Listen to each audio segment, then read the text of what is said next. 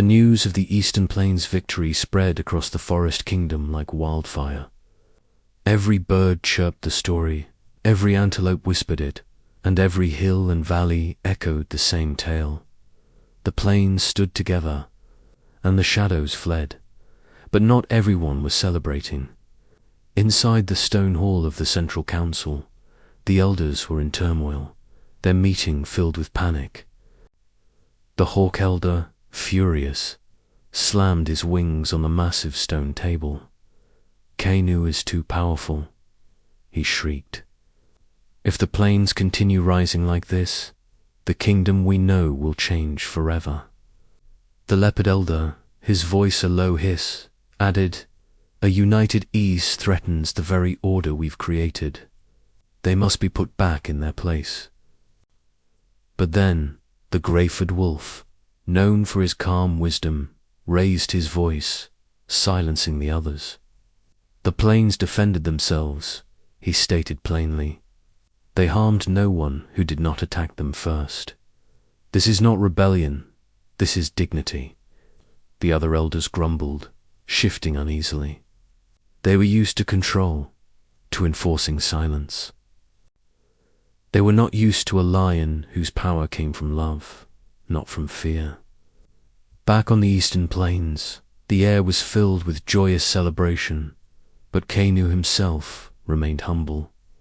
He walked quietly through the villages, his presence a source of comfort. He checked on the buffalo who had been injured in the fight. He personally thanked the birds who had risked their wings to carry messages. He sat with the young cubs who were still frightened by the memory of the attack, and he listened patiently to the elders as they prayed for lasting peace. Kanu understood a great and often difficult truth. Victory attracts praise, but it also attracts envy, and he knew, deep in his heart, that envy was already brewing in the hearts of the council. The next morning, Kanu gathered all the animals of the plains. His voice was calm and steady, carrying across the crowd. "The wild dogs attacked us because they feared our unity," he began. "Now, the council fears it too. We must be careful. We must walk wisely." Omego, the brave gazelle, stepped forward. "Do we prepare for another fight, Kanu?" Kanu shook his magnificent head. "No, we prepare for understanding. True strength is not shown by how many battles we win, but by how many battles we manage to avoid." The animals nodded in agreement, their trust in him absolute. Just as their meeting was coming to a close, a lone shadow appeared at the edge of the plains. It was the Greyford Wolf, the very same council elder who had spoken up for fairness. He approached them with no guards, no pride, and no threats. Kanu stepped forward cautiously, his muscles tensed.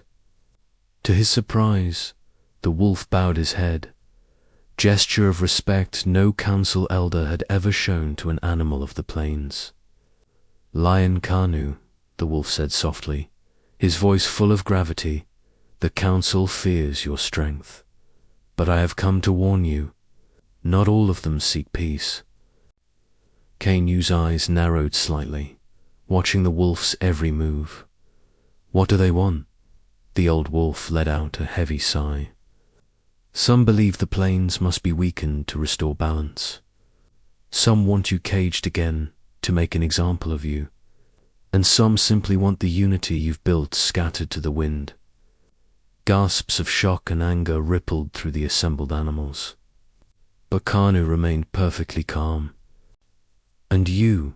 Kanu asked, his voice low and direct. "What do you want?" The old wolf looked out toward the distant horizon. "I want a kingdom where all creatures, from the highest mountain to the widest plain, can live with dignity." Kanu studied him for a long moment, sensing the undeniable truth in his words.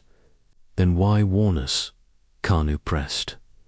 The wolf lowered his voice, making sure only Kanu and those closest could hear, "because the council is planning something, and the plains must be ready not for war, but for wisdom. The battle of claws had ended, but the battle of truth was just beginning.